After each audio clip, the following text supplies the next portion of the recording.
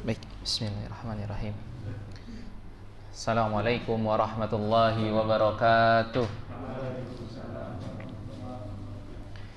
Alhamdulillah, alhamdulillahi haqqa hamdi. Segala puji bagi Allah dengan sebenar-benar pujian. Wa syukurillahi haqqa syukri. Bersyukur pada Allah dengan sebenar-benar syukur. Salatu wassalamu ala rasulillah wa ala alihi wa sahbihi wa mawalah amma ba'du. Allahumma habib ilainal iman. Ya Allah, berikanlah kami kecintaan terhadap keimanan. Wa zayyinhu fi qulubina, dan jadikanlah iman itu sebagai penghias dari hati setiap kami. Allahumma zidna imanan. Ya Allah, tambahkanlah kepada kami keimanan, wa yakinan, serta keyakinan terhadap-Mu, wa fikhan, serta pemahaman kami dalam memahami syariat-Mu. Allahumma alif baina qulubina fi mahabbatika ya sami'ad du'a. Ya Allah, eratkanlah jalinan hati-hati kami semua, ya Allah, yang berhimpun di rumah-Mu ini, ya Allah, karena saling mencintai kepadamu, ya sami'ad du'a. Walhamdulillahi rabbil alamin. Apa kabar Bapak-bapak sekalian? Alhamdulillah. Apa buktinya? Alhamdulillah, masih bisa bermajelis, masih bisa diawali dengan sholat berjamaah. Kita masih hari ini masih beraktivitas. Kemudian tadi pagi kita masih bisa sholat subuh, kita masih bisa membaca Quran, kita masih berzikir pagi petang dan lain sebagainya. Itu bukti bahwa insya Allah iman kita masih bersemayam pada jiwa setiap kita.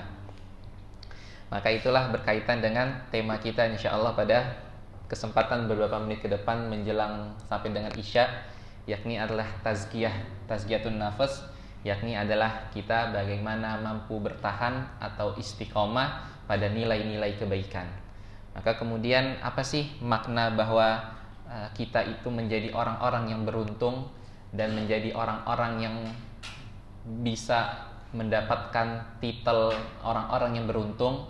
Nah, maka itu Allah Subhanahu wa taala berfirman dalam surat Ali Imran ayat ke-185, faman zuhziha 'anil nar wa udkhilal jannah faqad faz. Yakni adalah barang siapa yang dijauhkan oleh Allah Subhanahu wa taala dari neraka lalu kemudian dimasukkan ke dalam surga, maka ini adalah faqad faz, yakni adalah orang-orang yang telah beruntung. Jadi tujuan dari kita beristiqomah teguh pada nilai-nilai kebaikan, itu tujuan akhirnya adalah kita mendapatkan gelar pemenang, dan yang itu semua dari kemenangan itu kemudian Allah Subhanahu wa taala menyampaikan kepada kita faqad faz, maka kalian menjadi orang-orang yang beruntung ketika sudah masuk ke dalam surga Allah Subhanahu wa taala. Maka inilah yang senantiasa perlu untuk kita perbaiki cara pandang kita dalam menghadapi kehidupan. Maka jamaah yang dirahmati Allah, maka banyak dalil-dalil tentang pensucian jiwa di dalam Al-Quran tentunya. Karena bagaimanapun juga kita tidak bisa masuk ke dalam surga, atau kita sulit untuk beramal yang menyebabkan amal itu masukkan kita ke dalam surga bila dimulai dengan hati yang kotor. Maka kalau hati kita kotor, maka sulit kita untuk bisa mengerjakan amal-amal soleh yang dari amal itu kemudian melahirkan pahala, yang dari pahala itu kemudian dengan ridhonya Allah Subhanahu wa taala kita dimasukkan ke dalam surga. Sebagaimana misalkan ketika kita punya besi gitu, atau besi yang terkena karat. Nah, besi yang terkena karat itu dia tidak bisa menjadi konduktor benar ya? Nah, menjadi konduktor karena apa? Karena banyak penghalang-penghalangnya. Nah, kalau besi itu kemudian kita tempah lagi, kita bersihkan karatnya, kita amplas segala macam, maka menjadi besi yang bersih, halus, maka kemudian dia bisa mengalirkan listrik lagi. Nah, seperti itulah jiwa kita. Kalau di hati kita ini ada kekotoran, maka kita sulit untuk bisa beramal. Maka sebagaimana Allah Subhanahu wa taala berfirman dalam surat Asy-Syams ayat ke-9 dan 10, qad aflaha man zakkaha, sungguh beruntung orang-orang yang mensucikan jiwanya. Nah, ini berkaitan dengan tadi surat Ali Imran 185. 185 adalah orang-orang yang beruntung itu yang dimasukkan oleh Allah ke dalam surga. Kemudian dalam surat Asy-Syamsnya, maka orang yang beruntung itu yang berikutnya adalah orang-orang yang mensucikan jiwanya. Wa qad khaba man dassaha, yakni adalah orang yang bersungguh-sungguh dan sungguh merugi orang-orang yang mengotorinya. Jadi kita sama Allah nih di ayat ke-9 sudah disampaikan bahwa kalian nih beruntung orang yang mensucikan jiwa. Tapi Allah memperjelas kalimatnya itu di ayat 10-nya, yakni adalah dan sungguh merugi orang-orang yang mengotorinya. Maka Allah memberikan kita kabar gembira dulu dengan ayat ke-9. Baru kemudian Allah Subhanahu wa taala mengingatkan kita bahwa kita termasuk orang yang merugi bila kita mengotorinya. Maka ayat ini menunjukkan bahwa keberuntungan kehidupan di dunia dan akhirat ini sangat terkait dengan bagaimana kebersihan jiwa. Maka kemudian yang berikutnya adalah bagaimana kita mampu untuk beristiqomah, bagaimana kita mampu untuk bertahan pada nilai-nilai kebaikan itu. Maka bertahan itu maknanya adalah dalam makna syariatnya maka istiqomah. Apa istiqomah, Pak? Selalu berkontinu, konsisten. Nah, biasanya kita mengartikan simpelnya adalah konsisten, istiqomah. Tapi apakah kemudian istiqomah dengan konsisten itu sama? Nah, ini pertanyaan lagi nih, Pak. Sama nggak kira-kira, Pak? Mirip, Pak, sama. Istiqomah tuh bukan istri satu dikontrakin rumah ya. Istiqomah dan konsisten itu adalah dua hal yang berbeda. Meskipun kadang orang dengan simpelnya mengatakan, oh itu konsisten, tapi padanannya berbeda. Misalkan seperti ini. Ada seorang anak misalkan yang dari semenjak SD misalkan sampai dengan SMA dia malas untuk belajar, sehingga rankingnya di kelas itu ranking jeblok gitu ya. Jadi dari SD, dari kelas 1 sampai SMA itu dia ranking bawah terus. Apakah itu dikatakan istiqomah? Istiqomah, Pak? Kalau konsisten mungkin iya. Karena konsisten itu maknanya bisa negatif, bisa positif. Tapi istiqomah itu adalah sifat yang mendahulukan perintah Allah. Itu adalah makna dari istiqomah. Jadi kalimat padanan istiqomah itu dipergunakan untuk hal-hal yang baik, positif, dan juga lain sebagainya. Maka itulah kemudian Allah Subhanahu wa taala memberikan kita peringatan bahwa dalam Islam bukan hanya memulai kebaikan, bahwa dalam Islam ini bukan hanya sekedar kita memulai kebaikan, tapi bagaimana kita merawatnya, bagaimana kemudian kita menjaganya. Maka itulah Allah Subhanahu wa taala sampaikan dalam surat Hud ayat ke-112, fastaqim kama umirta. Maka tetaplah engkau Muhammad di jalan yang benar sebagaimana telah diperintahkan. Jadi artinya adalah bahwa istiqomah itu adalah jalan kebenaran. Tapi istiqomah bukan maknanya adalah kalau kita bikin grafik, bukan makna grafiknya itu naik terus. Kan kalau ada grafik, table grafik itu kan angka 0 naik, bukan. Tapi makna dari istiqomah ada juga turunnya. Misalkan ketika kita memulai setelah ba'da Ramadan kemarin, misalkan Syawal, kita sudah dari titik 0 misalkan. Kemudian naik Syawal kita naik, karena Syawal itu maknanya adalah peningkatan.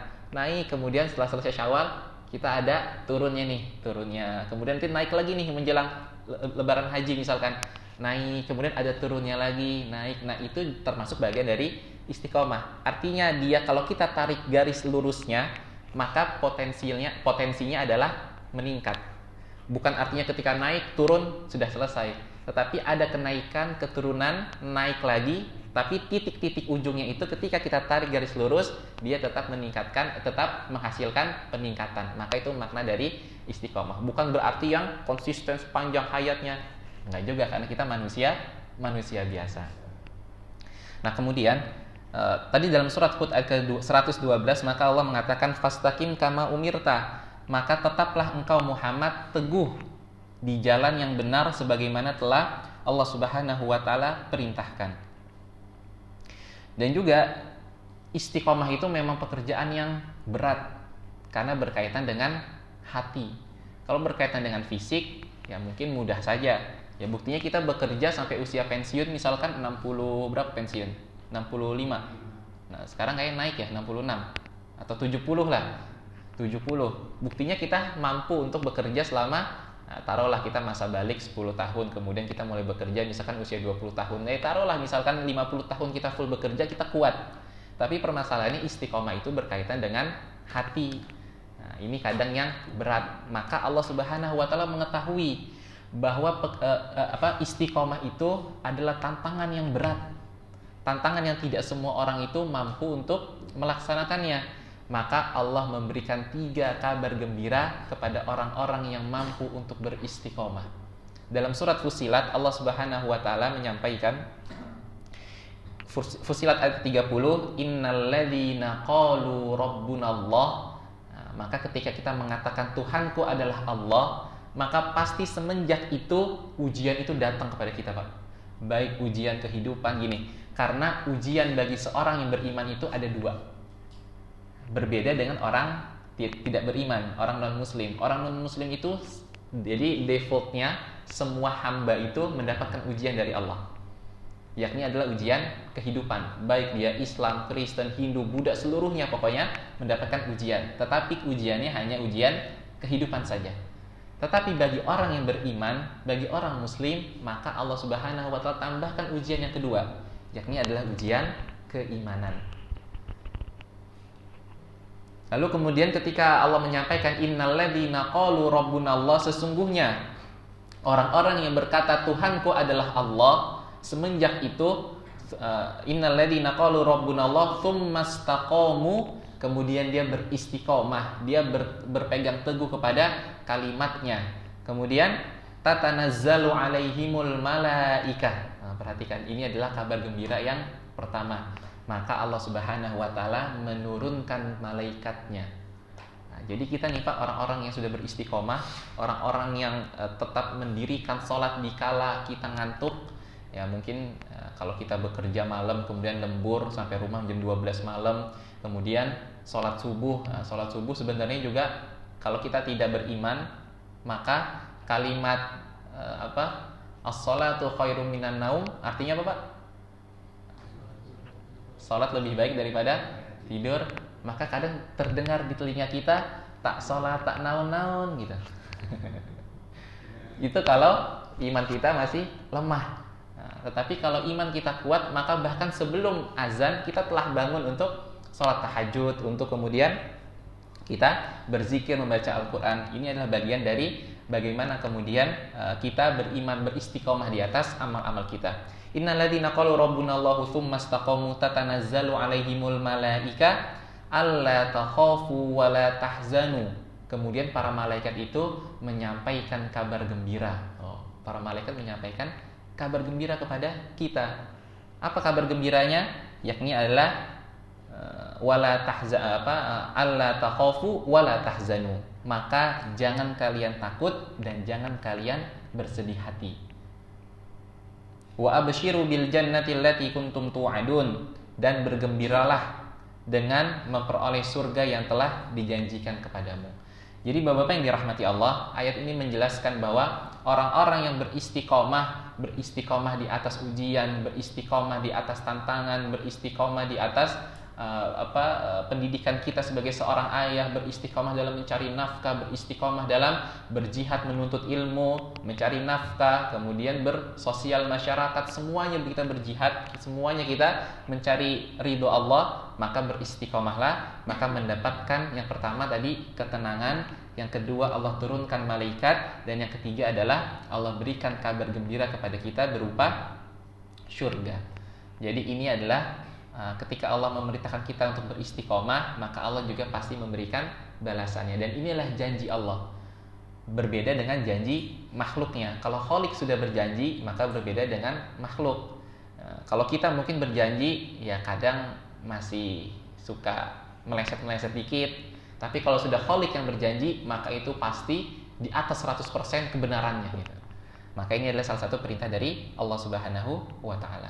Maka kemudian bagaimana kemudian kita mampu mempertahankan kondisi-kondisi kita, sebagaimana salah satu sahabat Rasulullah Shallallahu Alaihi Wasallam atau salah satu sekretaris Rasulullah yang dia menulis wahyu, yang dia memahami Al-Quran, yang dia memahami posisi-posisi ayat, yakni adalah Hamzalah.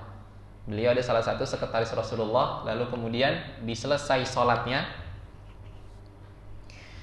sholat subuh, kemudian aukama fi maknal hadis, lalu kemudian dia ditanya oleh sahabatnya, yakni adalah Abu Bakar radhiyallahu an. Kaifa asbahta ya akhi? Bagaimana kabarmu pagi hari ini wahai saudaraku? Kemudian Hanzalah tidak seperti kita tadi mengatakan alhamdulillah, tidak. Tetapi Hanzalah mengatakan apa? Nafaqtu ana. Ya Allah, pagi ini aku telah munafik. Masya Allah. Perhatikan, sekretaris Rasulullah yang paling dekat dengan Rasulullah, ya modelnya sama kayak sekretaris kabinet kita lah, ya kan? Dekat banget sama presiden.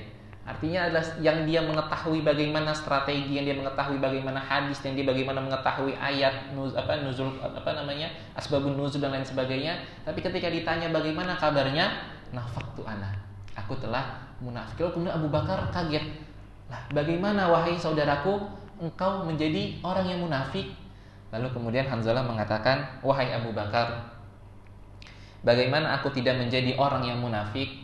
Dikala aku bersama dengan Rasulullah, dikala aku bermajlis dengan Rasulullah, ketika Rasulullah menceritakan tentang surga dan neraka, maka semuanya terbayang di hadapanku, tentang indahnya surga, tentang penduduk surga yang merdeka dan lain sebagainya, kenikmatan-kenikmatan surga itu seakan-akan terbayang di hadapan mataku. Dan ketika Rasulullah menceritakan tentang neraka, maka aku melihat bagaimana perihnya siksa neraka. Maka disitulah kemudian aku selesai atau berpisah dengan majelis Rasulullah. Lalu kemudian aku kembali ke kehidupanku, mengurusi keluarga, bekerja, bersosial masyarakat. Maka inilah yang memalingkan aku dari beristiqomah. Lalu kemudian Abu Bakar, sahabat yang luar biasa ini, mengatakan apa? Ana mithluk, aku pun juga sama denganmu ya Allah. Perhatikan, Abu Bakar dalam sebuah riwayat dikatakan bahwa apabila iman Abu Bakar ditimbang pada satu timbangan dan sebelahnya adalah iman seluruh umat ini, maka tetaplah iman Abu Bakar yang lebih berat. Perhatikan, itu sabda Rasulullah SAW sampai mengatakan demikian. Tapi ketika sahabatnya menjawab demikian, Abu Bakar mengatakan, aku juga sama denganmu wahai Hanzalah. Ya Allah, perhatikan, manusia yang imannya terkuat setelah Rasulullah adalah Abu Bakar, tapi beliau mengatakan bahwa beliau juga mengalami hal yang sama. Lalu kemudian akhirnya mereka sepakat. Mereka kemudian sepakat berdua untuk menyampaikan persoalan ini kepada Rasulullah SAW. Lalu kemudian Rasulullah mengatakan atau menjawab setelah dua sahabat ini menceritakan bagaimana kegelisahan hatinya.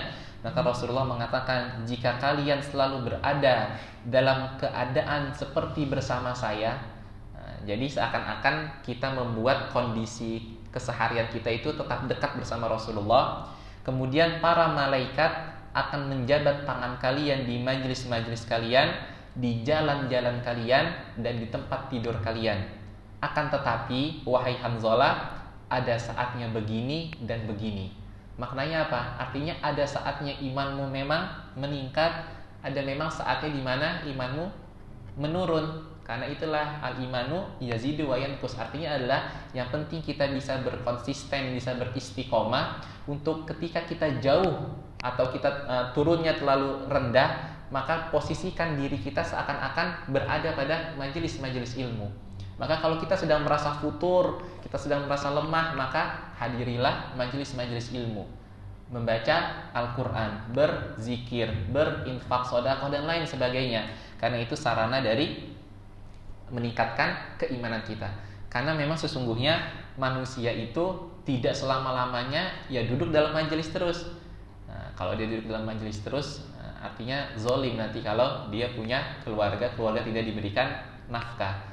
Maka itu harus seimbang, harus tawazun, harmoni antara kehidupan dan akhirat.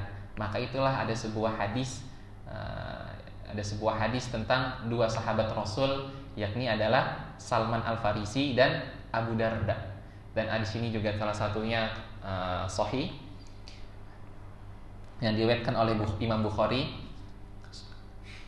Abu Darda dan Salman Al-Farisi ini dipersaudarakan oleh Rasulullah. Kemudian suatu ketika Salman Al-Farisi ini datang ke rumah Abu Darda, ingin berjumpa dengan saudaranya Abu Darda. Lalu kemudian ternyata saat itu Abu Darda tidak ada di rumah, dia hanya bertemu dengan istrinya Ummu Darda. Lalu kemudian Salman mengatakan, di manakah? Yakni adalah kama fi makna hadis, tentunya adalah maknanya kurang lebih seperti itu. Lalu kemudian Salman mengatakan, di manakah kemudian Abu Darda, saudaramu sedang pergi. Lalu Salman itu melihat, karena memang beliau dipersaudarakan, kemudian Salman melihat bahwa pakaian atau tampilan dari Ummu Darda ini lusuh banget, nggak karuan, pokoknya berantakan. Lalu kemudian bertanya, ada apa denganmu wahai Ummu Darda? Kemudian Ummu Darda menjelaskan, wahai Salman, sesungguhnya saudaramu ini sudah tidak ada lagi nafsu terhadap dunia. Artinya urusannya adalah akhirat terus, sehingga menelantarkan istrinya atau keluarganya. Lalu kemudian akhirnya Salman pamit berpisah. Lalu di satu waktu Salman berkunjung bertemu dengan Salman Al-Farisi kembali berkunjung ke rumah Abu Darda. Lalu kemudian ketika itu Abu Darda sedang berpuasa, puasa sunnah tentunya. Ketika biasalah tradisi atau salah satu adab dalam Islam, kalau datang tamu maka kita suguhkan makanan. Lalu kemudian Abu Darda mengatakan, silahkan wahai saudaraku, makanlah, aku sedang berpuasa. Kemudian Salman mengatakan, aku tidak akan makan sebelum engkau juga ikut makan. Akhirnya maksudnya Salman itu ngotot, karena tahu sebelumnya diceritakan oleh Ummu Darda tentang Abu Darda yang tidak ada lagi nafsu terhadap dunia. Lalu kemudian mau tidak mau sebagai penghormatan kepada tamu, maka akhirnya Abu Darda juga berbuka puasa. Akhirnya satu waktu lagi kemudian Salman menginap kembali di rumah Abu Darda. Lalu kemudian sekitar nginep, kemudian tengah malam sekitar jam 1 malam, awal malam jam 12 jam 1. Lalu kemudian Abu Darda sudah bangun untuk melaksanakan sholat malam. Lalu Salman yang tahu maka mengatakan, wahai saudaraku, tunggu sejenak, istirahatlah. Akhirnya Abu Darda mengikuti temannya masih istirahat. Lalu kemudian bangun lagi 1 jam kemudian, siap-siap untuk sholat tahajud dan zikir sebagainya. Kata Salman, wahai saudaraku, sabarlah, istirahatkan tubuhmu. Sampai berulang 3 kali. Lalu kemudian menjelang waktu subuh sekitar jam 4-an, baru kemudian Salman mengajak, wahai saudaraku, mari kita melaksanakan sholat malam. Abu Darda yang merasa tuan rumah, merasa kok saya diatur-atur ya oleh tamu saya, meskipun itu adalah saudaranya, merasa gelisah. Akhirnya kemudian dua orang ini, Salman menyampaikan, Abu Darda menyampaikan keberatannya kepada Salman. Lalu Salman mengatakan, wahai Abu Darda, sesungguhnya tubuhmu itu punya hak, keluargamu punya hak, dan Allah pun juga punya hak. Maka tawazunlah, maka maksudnya seimbanglah. Maka kemudian Abu Darda dan Salman ini berjumpa dengan Rasulullah, lalu menceritakan apa yang terjadi oleh dua sahabat ini. Lalu kemudian Rasulullah mengatakan apa? Mengatakan benar apa yang dikatakan oleh Salman, bahwa dirimu itu punya hak, keluargamu punya hak, dan Allah pun juga punya hak. Maknanya apa? Bahwa kita beristiqomah itu bukan berarti kita zikir terus, bukan berarti kita baca Quran terus, bukan berarti kita ibadah terus. Meskipun itu memang baik, itu memang bisa menyebabkan kita dengan ridho Allah masuk ke dalam surga. Tetapi ketika kita sudah mulai menelantarkan apa yang menjadi kewajiban kita sebagai seorang muslim, maka itu bagian dari zaliman. Maka itulah kemudian Allah Subhanahu wa taala berfirman dalam surat Al-Qasas 75, wabtaghi fima ataqallahu ad-daral akhirah wa la tansa nasibaka minad dunya. Memang kita disuruh mencari pahala akhirat oleh Allah Subhanahu wa taala.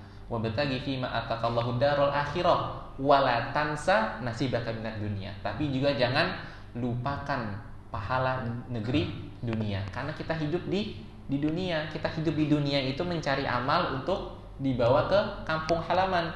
Maka juga hendaknya kita memahami, mengerti, dan juga memberikan hak kepada bagian dunia kita. Maka inilah dalam Islam namanya adalah tawazun, adalah harmoni atau seimbang dalam kebaikan. Tapi tentunya bukan seimbang hari ini sholat, besok nggak sholat.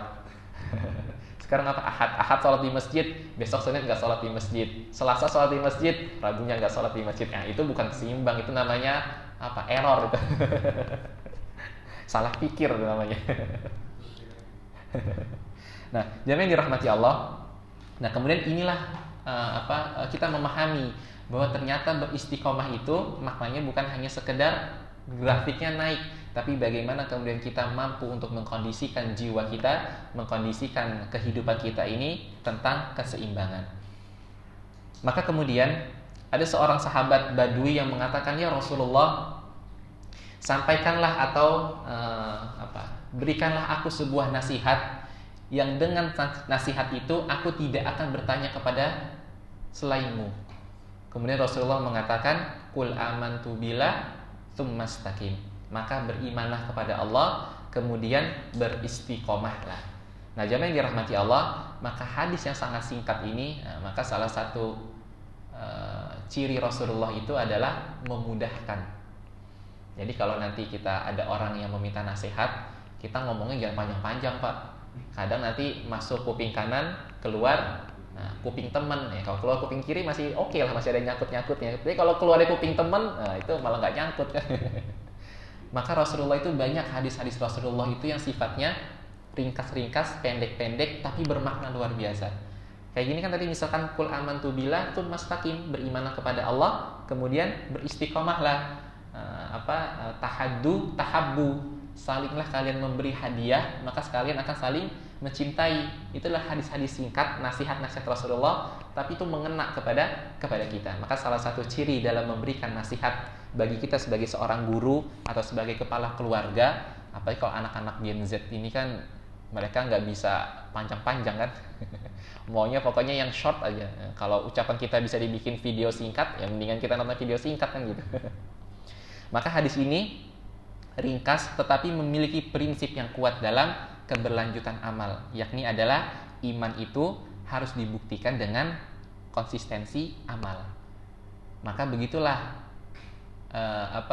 Ahlus Sunnah wal Jamaah, kita berprinsip bahwa iman itu adalah yang diyakini dengan hati, diucapkan oleh lisan, dan dibuktikan dengan amal. Berbeda dengan Murji'ah. Kalau Murji'ah itu apa? Diyakini dengan hati, diucapkan oleh lisan, dan amal tidak termasuk bagian dari jiwa muslim. Nah, ini berbahayanya antara fikrahnya dari Murji'ah. Murji'ah menganggap bahwa amal itu ya berbeda. Yang penting kita sudah beriman, meyakini, kita mengucapkan, lalu nggak beramal nggak masalah. Dia sebagai pelengkap. Makanya orang-orang Murji'ah yang mengatakan udah nggak usah sholat, maka dia, kalau ada orang yang mengatakan udah nggak usah sholat, maka itu bagian dari fikrahnya Murji'ah. Karena amal itu sebagai pelengkap sifatnya, bukan satu kesatuan. Berbeda dengan Khawarij. Kalau Khawarij itu amal itu masih bagian dari amal-amal itu masih bagian dari keimanan, tetapi kalau dia bersalah maka sudah termasuk bagian dari orang yang kafir. Nah, itu perbedaannya antara kita Ahlus Sunnah, kemudian Murji'ah dan Khawarij. Nah, maka iman itu harus dibuktikan dengan konsistensi amal. Kalau kita tidak beramal tapi beriman doang, maka ini sama aja dengan imannya paman Rasul. Siapa paman Nabi? Paman Nabi siapa? Beliau itu, perhatikan, dari usia Rasul kecil, kemudian semenjak Rasulullah SAW diangkat menjadi Rasul, Abdul Muthalib itu luar biasa. Seluruh kehidupannya dipergunakan untuk membela Rasulullah.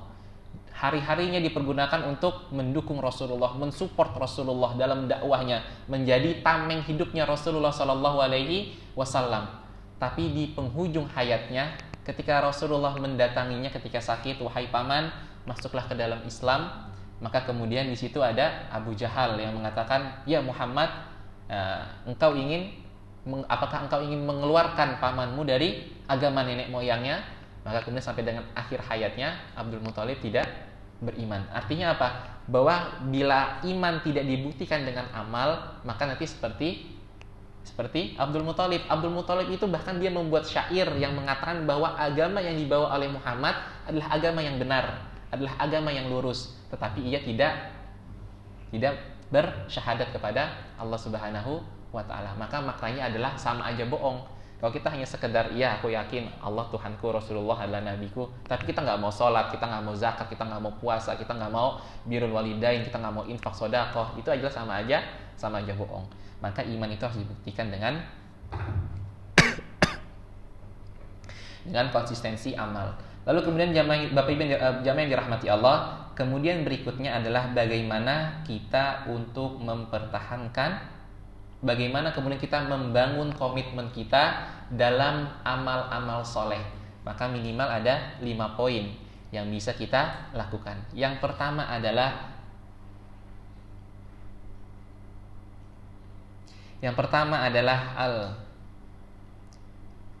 al-iltizamu bil jamaah, yakni adalah berkomitmen dalam berjamaah atau mencintai persatuan.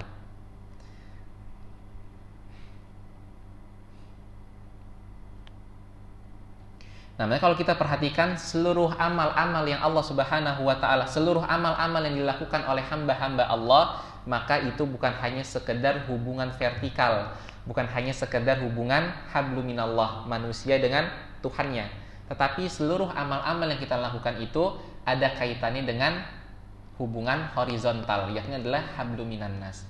Maka itulah kemarin Ramadan kita diajarkan oleh Allah untuk full 30 hari lamanya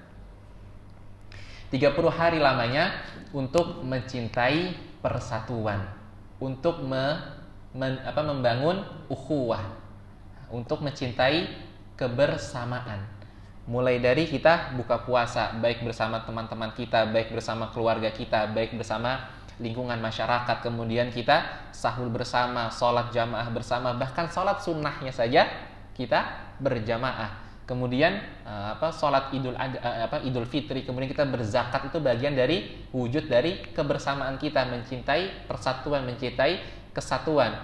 Maka itulah Allah Subhanahu wa taala menyampaikan kepada kita sebuah peringatan yang penting yang hendaknya setiap individu, nah ini perhatikan, setiap individu ya, bukan beban agama tetapi adalah beban taklif individu, yakni adalah wa'tasimu bihablillahi jami'an wa la tafarraqu. Maka berpegang teguhlah kalian semua kepada agama Allah dan jangan saling bercerai-berai.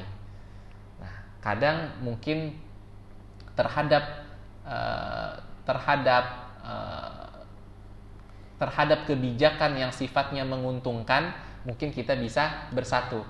Tapi kalau ada kebijakan yang sifatnya masih abu-abu, maka misalkan kita bisa terpecah belah.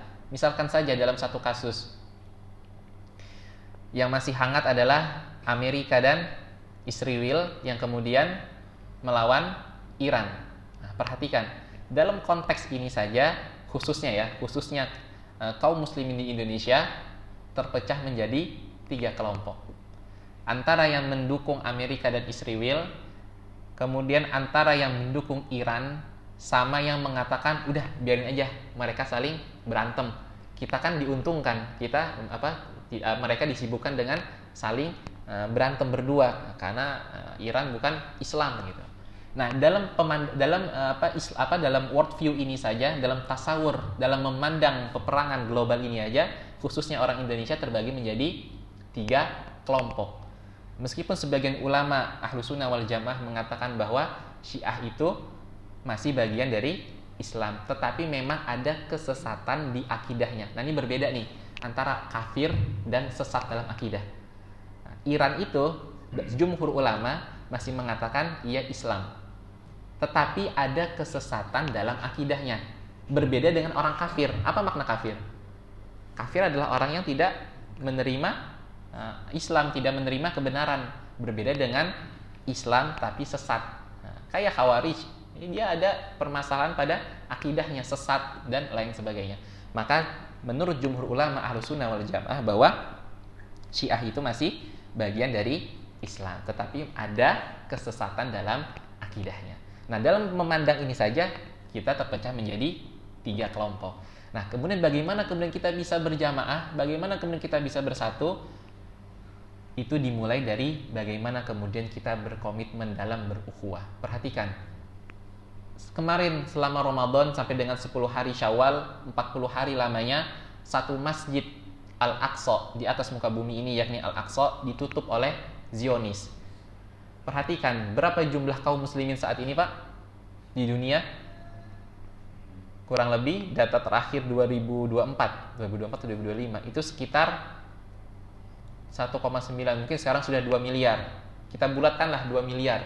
2 miliar kaum muslimin saat ini di dunia masih belum bisa untuk membebaskan satu masjid, yakni adalah Masjidil Aqsa.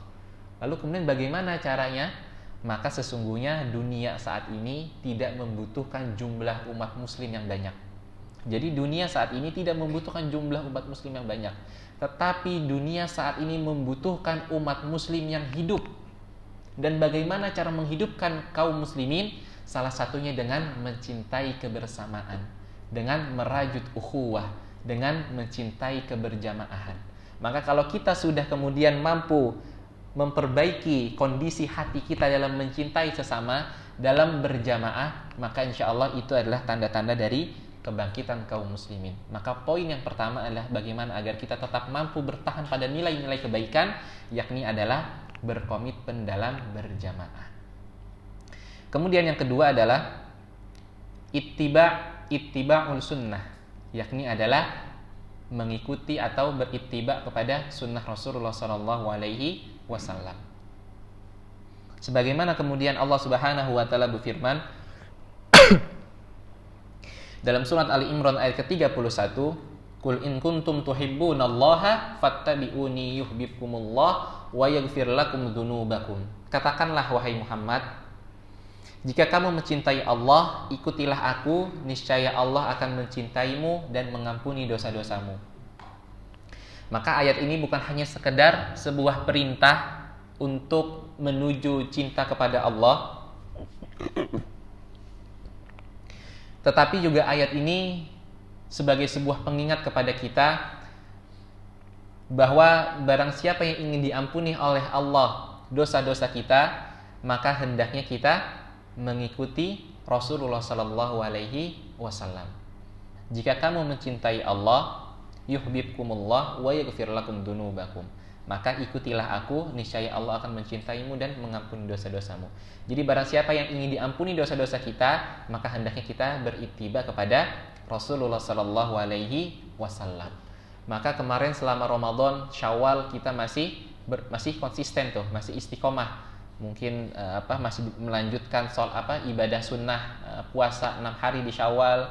Kemudian kita masih ada sisa-sisa tenaga untuk sholat malam, sholat witir, kemudian baca Al-Quran. Nah, kemudian bulan ini biasanya sudah mulai menurun nih. Maka ini yang perlu untuk senantiasa kita perbaiki tasawur kita untuk mengikuti Rasulullah Sallallahu Alaihi Wasallam. Maka sebagian orang mengatakan, apa itu sunnah?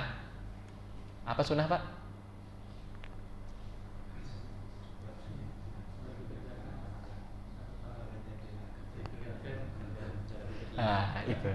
Itulah orang kita. Orang kita mengatakan sunnah. Apa itu sunnah? Sunnah itu adalah kalau dilakukan berpahala, kalau nggak dilakukan ya nggak apa-apa, namanya juga sunnah. Tapi berbeda dengan orang-orang terdahulu, dengan para sahabat. Beliau memandang sunnah itu adalah apa yang dilakukan oleh Rasulullah, maka hendaknya juga dilakukan oleh mereka. Itu adalah sunnah menurut para sahabat. Maka wajarlah para sahabat itu kemudian dikatakan sebagai kuntum khairu ummah.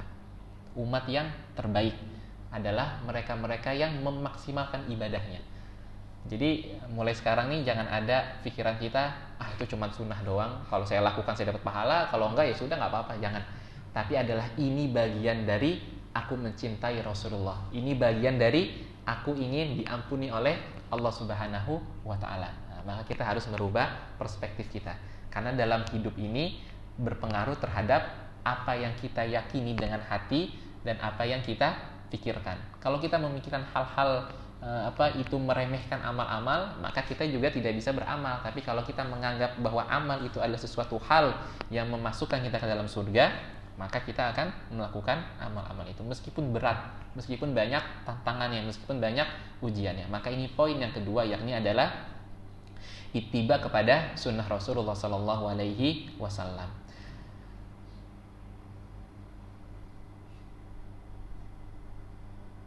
Maka bahwa sunnah itu bukan hanya sekedar amalan tambahan.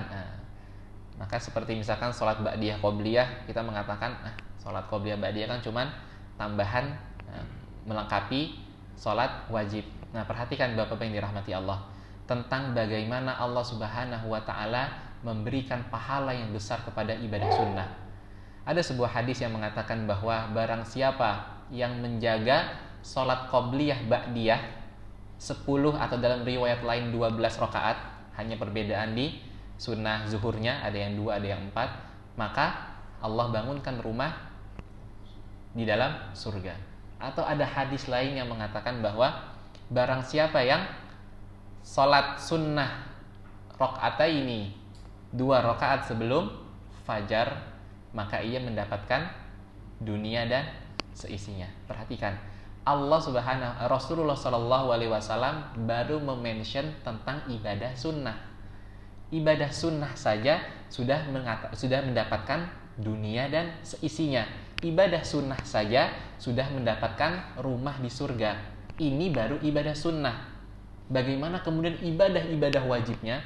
Maka kenapa kemudian banyak hadis-hadis itu yang menjelaskan tentang pahala-pahala sunnah?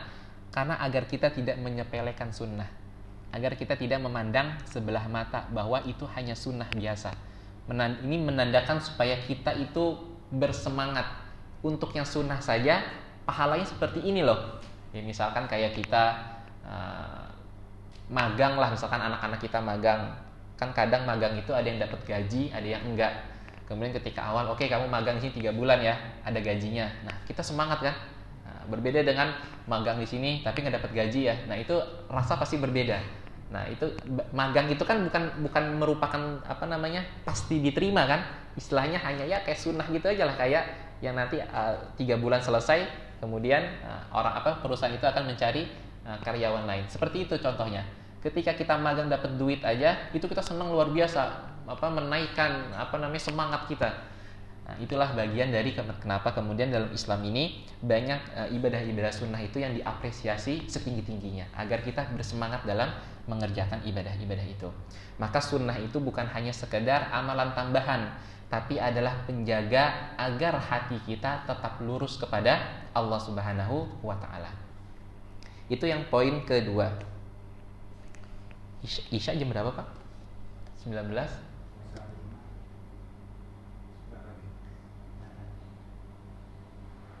19.01. Baik, yang ketiga itu adalah imaratul masjid, yakni adalah memakmurkan masjid, musola, surau atau yang semisalnya. Nah, ini yang banyak kalimat itu cuma di Indonesia doang ya. Masjid, musola, surau, langgar itu bahasa Jawa ya. Dulu waktu saya pulang kampung, sholatnya jangan dilanggar ya gitu. Sholatnya dilanggar ya gitu. Mbah itu kan pas saya tanya ada masjid ya, dulu kalau kita orang kota kan bilangnya masjid ya. Mbah ada masjid nggak Mbah? Oh, masjidnya nggak ada masjid, adanya langgar. Kamu kalau sholat di langgar ya gitu. Oh, ternyata langgar itu adalah musola. Nah, kemudian tadi adalah imaratul masjid, yakni adalah memakmurkan masjid atau yang semisalnya. Sebagaimana kemudian Allah Subhanahu wa Ta'ala berfirman dalam surat At-Taubah ayat ke-18, "Innama ya'muru masajidallahi man amana billahi wal yaumil akhir." Sesungguhnya yang memakmurkan masjid-masjid Allah hanyalah orang-orang yang beriman kepada Allah dan hari akhir. Maka sejatinya masjid bukan hanya sekedar tempat kita sujud, bahwa masjid bukan hanya sekedar tempat kita beristirahat dari hiruk-pikuk dunia, tapi sesungguhnya masjid itu adalah cerminan bagi hati yang beriman kepada Allah. Maka kemarin 30 hari lamanya kita bisa memakmurkan masjid, sholat sunnah di masjid, kita merasa tidak mau ketinggalan di masjid, kita ajak anak kita sholat berjamaah di masjid, kita ajak keluarga kita kemudian beriktikaf 10 hari di masjid, kemudian kita memeriahkan masjid luar biasa. Kemudian setelah Ramadan selesai, pertanyaan besarnya, sudahkah kemudian hati kita terikat dengan masjid? Padahal dalam hukum dalam ilmu hukum orang-orang barat, Pak, ada yang namanya the power of repetition, hukum pengulangan. Sebagai sebuah penutup, semenit lagi, ada yang namanya hukum pengulangan, bahwa sesuatu hal yang diulang-ulang itu akan menjadi sebuah habit, akan menjadi sebuah karakter pada kita. Dan kemudian di hukum lainnya mengatakan bahwa the power of 21, hukum pengulangan 21. Ini bagi orang-orang hukum, orang-orang Eropa. Maka dalam sebuah kalimat penjelas di the law of 21 itu adalah sesuatu hal yang diulang sebanyak 21 kali, maka itu bisa menyebabkan habit atau menimbulkan kebiasaan pada diri seseorang. Maka kalau kita perhatikan ada bioskop yang namanya 21. Karena berharap orang-orang bioskop itu mengambil dari hukum ini bahwa ketika sudah 21 kali kita suka nonton bioskop, maka berharap kita akan semakin terus-terusan menonton bioskop. Nah, Ramadan itu lebih dari 21 kali, Pak. Berapa? 30 kali. Bahkan lebih dari 30 kali yang kemudian Allah mengatakan ada satu malam yang lebih baik dari 83 tahun atau 1000 bulan, artinya lebih dari 21 kali. Seharusnya kita sebagai seorang muslim lebih mampu untuk menginternalisasi karakter-karakter kebaikan itu pada kehidupan kita. Pertanyaannya adalah kenapa kita kadang sulit untuk bisa berkonsisten? Karena banyak godaan-godaan. Maka suatu ketika Rasulullah menarik garis lurus di pasir, ini adalah jalan Allah kepada para sahabatnya. Lalu kemudian Rasulullah membuat garis-garis cabang di sebelahnya dan mengatakan ini adalah jalan-jalan syaitan, maka jauhlah hendaknya kalian menjauhlah dari jalan-jalan syaitan. Demikian Bapak-Bapak yang dirahmati Allah, semoga pengingat singkat pada kesempatan malam hari ini bisa menguatkan, setidaknya mengembalikan kembali semangat kita untuk beristiqomah pada nilai-nilai kebaikan. Mengulang yang tadi, yang pertama adalah komitmen dalam berjamaah. Yang kedua adalah ittiba kepada sunnah Rasulullah. Yang ketiga adalah imaratul masjid, yakni adalah memakmurkan masjid. Nanti yang keempat, alhamdulillah, yang keempat adalah al-istiqomatu ma'al Quran, beristiqomah bersama Al-Quran. Dan yang kelima adalah ihya uruhi